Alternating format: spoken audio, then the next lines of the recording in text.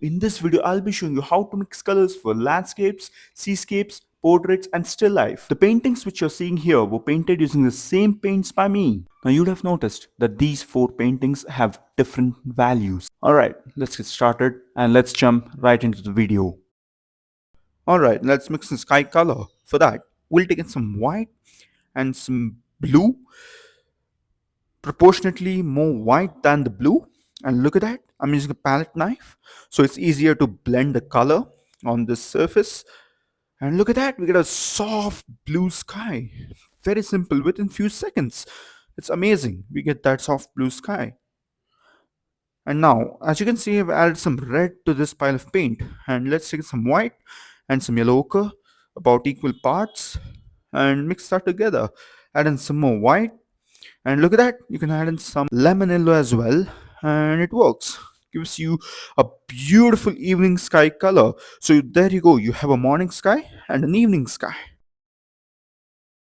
Alright, so now let's go ahead and see how to mix in the greens for your landscape paintings and your seascape paintings. So let's take in some lime yellow, also known as lemon yellow, and let's take in some blue and mix these two colors together. You can take your time and you can mix them.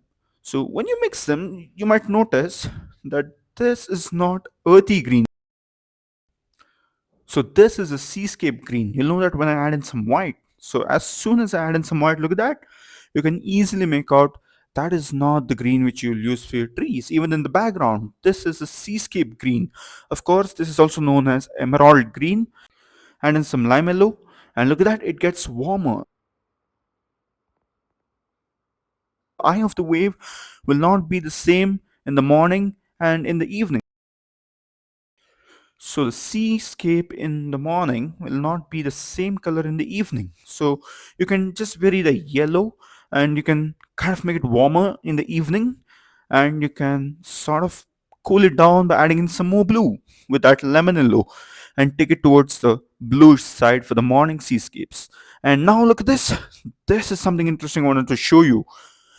This is kind of confusing on its own, but you can use this for your trees.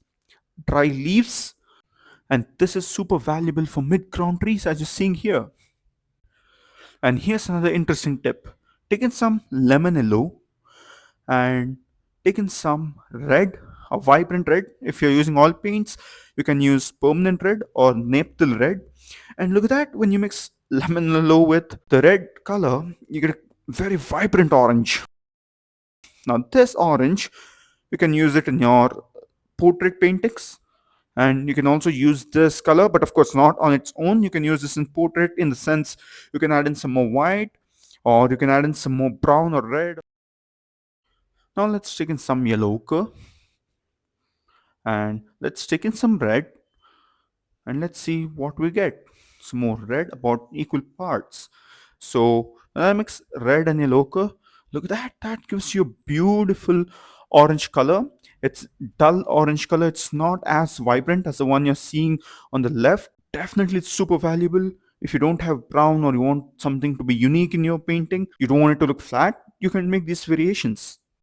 So now let's see how to mix in the green for the foliage that look realistic. Let's take in some lime yellow and some sap green. The moment you take sap green, that in itself looks earthy green. So when mixed with lemon yellow, it looks warmer and realistic. And look at that, when I add in some white, the greenishness stays there. Look at that, you can add in some more sap green, and it's very effective for your trees, especially foliage, for bushes, for your trees, and for highlight. Now let's take in some yellow ochre and let's mix in some sap green with that. And look at that, this is mid-tone warm green. So you can use this as a mid-tone color in your paintings, or you can even use this for your blocking in part in landscape paintings.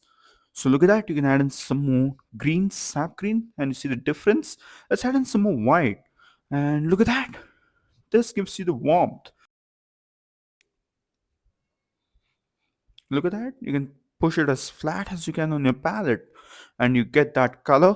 And again, some more yellow ochre will just warm it up. So add in some more yellows like lemon yellow and yellow ochre. And look at that. That's something interesting, huh? Adding in some more green will make it earthy green, and there you have two greens. And now let's try something different. Let's stick in some red and some sap green and mix them together. Look at that. It's turning brown. And you can use this warm brown for your trees, for your tree trunks, the twigs, and for your still life as well, and sometimes even to your portrait paintings. You might be thinking what the green is doing there. Look at that. As soon as I add in some more sap green to that same pile of paint, it gives me Van Dyke brown. Almost like Van Dyke brown. So you don't have to get it a tube for that. You can just sort of mix it instantly and you can make a color stream here. So look at that. You can use this for your portraits. It's giving you variety of skin colors. And in some white, you get the lightest version and keep on playing with that. Drag it till the end, mix it with the color.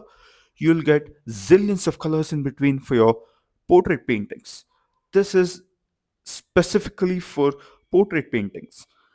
And look at that, it gets lighter and lighter with many colors in between. And over here on this one, you can use that for your shadows. The shadows, the different skin tones, the dark circles around the eye. So you can kind of mix both of them with white.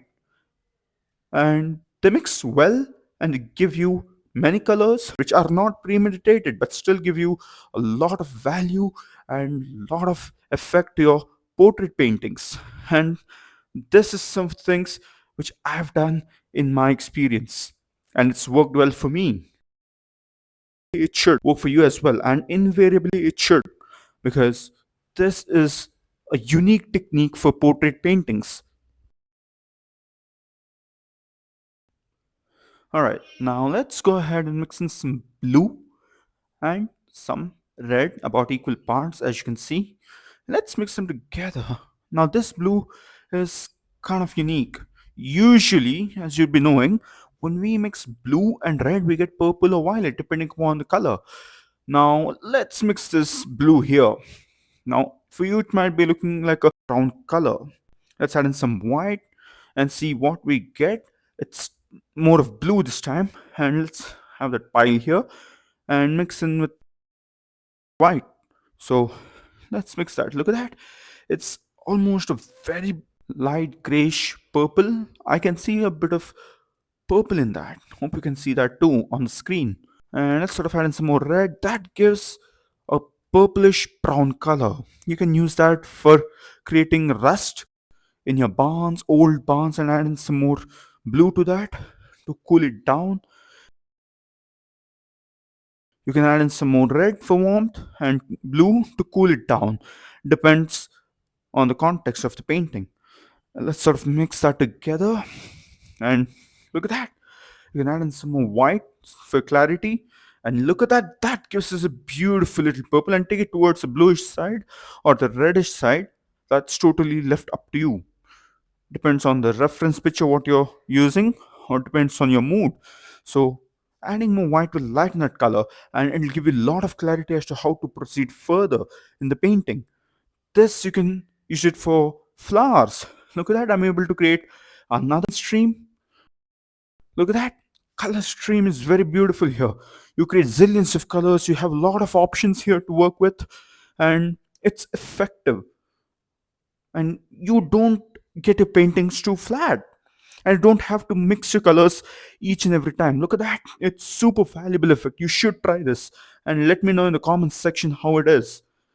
Add in some of that red, the brownish purplish red, and look at that, that gives you a warmer rusty effect. You can use that for rust on your barns or some iron. It's very valuable for your still life paintings, for example with a jar or a bowl. You can use this technique. Now let's see how to paint the night sky, and I have an interesting tip for you. Let's take in some blue as usual and some black. So you'd be thinking that the black will dull the blue or it will darken the blue. Now let's see with some white what it has inside it. Look at that. When I add some white, you can see some greenish cast inside that. Add in some more white, and you'll see it even more. That greenish cast might not be helpful for your night skies.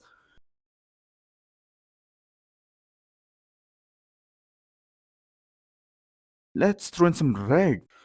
The red will eat up that potential greenish cast, and it should work better for you. It will work. And then some more blue to get that cool sky, because usually if it's not stormy or if it's very late in the night, it won't look warm. It will be cooler. The sky will be cooler in the night sky. So add in some more red. Look at that. That is super valuable. And you can add in some more white.